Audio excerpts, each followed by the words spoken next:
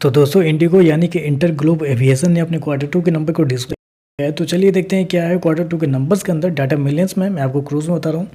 तो देखिए पिछले क्वार्टर की बात करें तो पिछले क्वार्टर में कंपनी ने 19,570 करोड़ के आसपास का रेवेन्यू जनरेट किए थे ऑपरेशन के थ्रू। पिछले साल देखें तो 14,943 करोड़, जबकि अभी देखें तो बढ़ गए 16,969 करोड़। कंपनी का जो रेवेन्यू है वो आपको जाता हुआ देखने को मिल रहा है।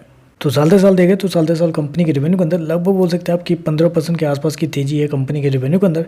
वहीं अगर क्वार्टरली बेसिस पे जाते हैं तो क्वार्टरली बेसिस पे कंपनी के रेवेन्यू के अंदर गिरावट आपको देखने को मिल रही है। लगभग बोल सकते हैं 12 से 13% के आसपास की गिरावट आपको देखने को मिली क्वार्टरली बेसिस पे। मैं आपको बता दूं कंपनी ने इस क्वार्टर में शो कितना किया है 16,969 करोड़ के आसपास का रेवेन्यू।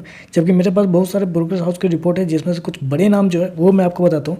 जैसे कि नोवामा है, नोवामा का ये कहना था कि इस क्वार्टर में कंपनी का रेवेन्यू 16,218 करोड़ के आसपास आएगा। फिर मोतीलाल ओसवाल का कहना था कि इस क्वार्टर में कंपनी का रेवेन्यू 16,500 करोड़ के आसपास आएगा। कोटा का कहना था कि 17,268 करोड़ के आसपास कंपनी का रेवेन्यू होगा।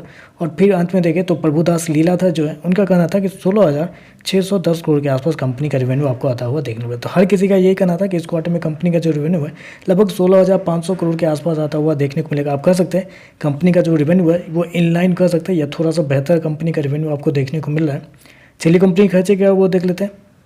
तो देखिए पिछले क्वार्टर में कंपनी ने 17,444 करोड़ खर्च किए थे। पिछले साल देखें तो 15,313 करोड़, जबकि अभी देखें तो कंपनी का खर्चा 18,666 करोड़ के आसपास आपको देखने को मिल रहा है। तो खर्चे देखें तो खर्चे बहुत ज़्यादा आपको देखने को मिल रहे हैं। हालांकि मार्केट का मानना भी था कि कंपनी के खर्चे दो वजह से आपको ज़्यादा होते हुए देखने को मिलेंगे। पहला तो है ये अपना फ्यूल कॉस्ट ज़्यादा होने की वजह से खर्चे थोड़े ज़्यादा हो सकते हैं। और दूसरा दिल्ली में अगर आप इस शेयर के अंदर इन्वेस्टेड है तो आपको पता होगा दिल्ली एयरपोर्ट जो है वहाँ पे कुछ रूफ जो छत जो है उस डैमेज होने की वजह से कुछ दिनों तक कंपनी के कामकाज वहाँ पे बंद रहे थे, जिसकी वजह से कंपनी के एक्सपेंस वहाँ पे हाई देखने को मिले हैं। वही दो रीजन है जिसकी वजह से एक्सपेंस आपको हाई देखने को मिल रहा है। और मार्केट को भली भांति ये पता था कि कंपनी के एक्सपेंस इन्हीं दो वजह से आपको हाई देखने को मिलेंगे। चलिए कंपनी का नेट प्रॉफिट लॉस क्या निकलता है वो देख लेते हैं। तो देखिए पिछले क्वार्टर में कंपनी 272 करोड़ के प्रॉफिट में थी। पिछले साल देखें तो लगभग बोल सकते हैं कि पिछले क्वार्टर में 2,728 करोड़ का प्रॉफिट था। पिछले साल देखें तो 188 करोड़, जबकि अभी देखें तो कंपनी 986 करोड़ के घाटे में आपको जाती हुई देखने को मिल रही है। तो जहां कंपनी 188 करोड़ के प्रॉफिट में थी पिछले साल, अभी देखें तो 986 करोड़ के लॉस में आपको जाती हुई देखने को मिला। लॉस में जाने का रीज़न मैंने आपको ऑलरेडी बता दिया कि दो रीज़न थे। दोनों रीज़न मैंने आपको एक्सप्लेन कर दिया कि किस रीज़न की वजह से कंपनी लॉस में जाती हुई देखने को मिल रही है। तो यहाँ पे देखें तो कंपनी के ऑपरेशनल प्रॉफिट जो है वो आपको कमज़ोर आपको देखने को मिल रहा है। हालांकि जितने भी ब्रोकर है उनमें से कुछ का मानना भी था कि कंपनी के लॉस आपको बहुत ज़्यादा देखने को मिल सकते हैं, जिनमें से कोटक का मानना था कि लगभग 236 करोड़ के आसपास का लॉस आपको देखने को मिलेगा। फिर प्रभुदास का मानना था कि 127 करोड़ के आसपास का लॉस आपको देखने को मिल सकता है। और सबसे ज़्यादा जो लॉस की उम्मीद किए हुए थे वो थे हमारे मोतीलाल ओसवाल।